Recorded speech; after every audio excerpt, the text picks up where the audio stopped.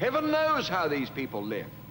The former Australian Prime Minister himself has admitted to his own Parliament that Australia and New Zealand have ridden on the backs of these people, and we have been the beneficiary at the end of the day, not only the Australian New Zealand farmers, with the Banabans being denied the knowledge of the price at which their phosphates have been sold.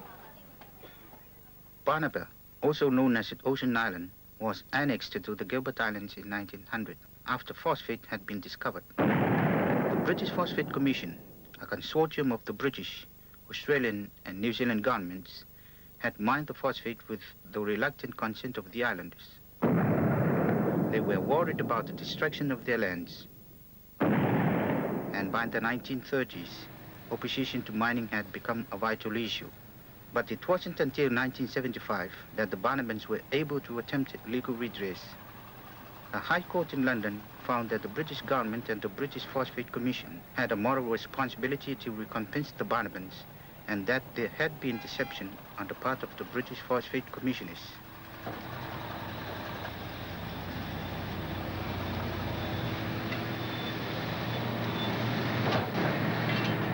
I must refer to a sorrow we have to confess in the political field.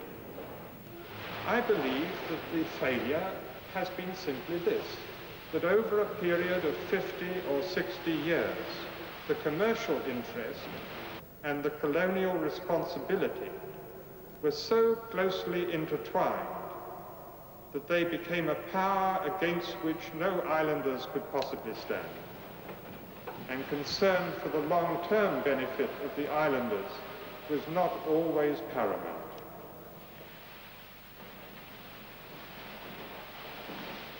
It is too facile to look on these matters with Western assumptions. The two sides will, in what is described constantly to me as the Pacific way, be able to reach a consensus.